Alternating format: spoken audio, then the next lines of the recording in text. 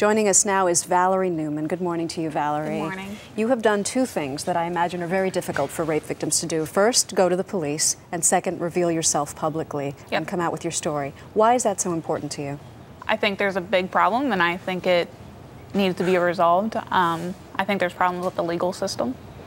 Clearly, as we just saw in Armin's report, it's been almost 3 years now since you say you were raped by a stranger. Is it still vivid after all this time?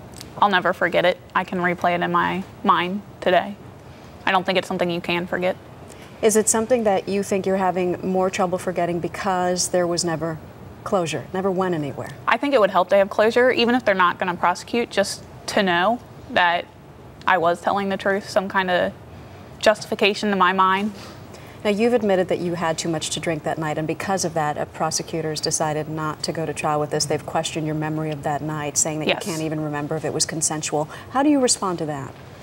I don't think it's right. I think you should be able to drink. I don't think because you drink, it's a written invitation that someone can rape you. I did say no in the beginning before I had passed out, but I don't agree with that statement. That night of your rape, you gave a sample which may contain the suspect's DNA, but that rape kit was never tested because the prosecutor, as we heard in Armin's report, said that it's a judgment call. He doesn't think this case is winnable even if the rape kit is tested. What's your response to that? I'd still like my day in court. I'm willing to go through that. If I don't win, then okay, but at least I had my chance. Did you tell them this? Did you say, look, I don't care if I don't win, just let me go to court and let a jury decide? Yeah, that day when I went into the DA's office and they told me they weren't going to try it, I begged and pleaded and cried and, tried to persuade them that this is something I really wanted to do, but they just told me it wasn't going to happen. And in the meantime, they weren't even willing to get the rape kit tested.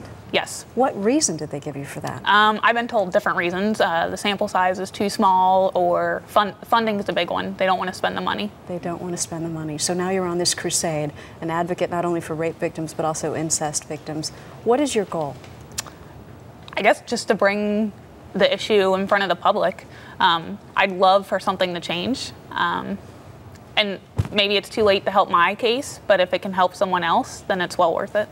You think it's too late? Are you going to keep fighting for that? I'll keep fighting. I don't know that they'll, after 3 years, I don't know, after they said they won't prosecute it, I don't know that they'll come back and say they will, but yeah. You're in it for the long haul. Yes. Thank you, Valerie. I really appreciate it. Thank you.